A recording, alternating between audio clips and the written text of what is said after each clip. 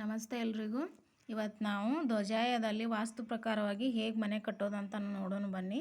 ಅದರಲ್ಲೇನು ಚಿಕ್ಕದಾಗಿರುವಂಥ 30x36 ಸೈಜ್ನಲ್ಲೇ 2 ಪೋರ್ಷನನ್ನು ಹೇಗೆ ಮಾಡೋದು ಅಂತ ನೋಡೋಣ ಬನ್ನಿ. ಅದರಲ್ಲಿ ಇದು ದಕ್ಷಿಣದಲ್ಲಿ ರೋಡ್ ಬಂದಿರುವಂಥದ್ದು. 2 ಪೋರ್ಷನ್ಗೆ ಈಸ್ಟ್ ಫೇಸಿಂಗ್ ಆಗಿ ಮೇನ್ ಡೋರನ್ನು ಕೂರಿಸಲಾಗಿದೆ. ಈ ಪ್ಲಾಟ್ಗೆ ಈ ಥರ ಇದೆ. ಇದು ರೋಡು ದಕ್ಷಿಣದಲ್ಲಿ, ಪೂರ್ವದಿಂದ ಪಶ್ಚಿಮಕ್ಕೆ 36 ಫೂಟ್ ಇದೆ, ಉತ್ತರದಿಂದ ದಕ್ಷಿಣಕ್ಕೆ 30 ಫೂಟ್ ಇದೆ. ಇದು road. ಆಗ್ನೇಯದಲ್ಲಿ gate.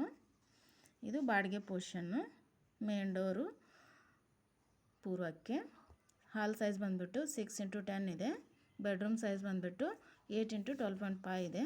Bathroom and toilet room 3x6.5 ಇದೆ.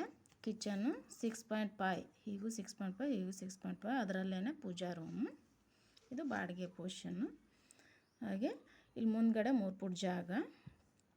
ಮೇನ್ ಡೋರು, ಹಾಲು 10.5x14 ಇದೆ, 2.5. ಇದು ಕಿಚನ್ನು 7.5x8 ಇದೆ. ಕಿಚನ್ನಲ್ಲೇ ಪೂಜಾ ರೂಮು.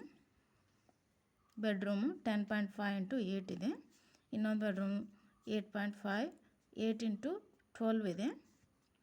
ಈ ಬಾತ್ರೂಮು 6.5x4 ಇದೆ. ಬೇಸಿನು.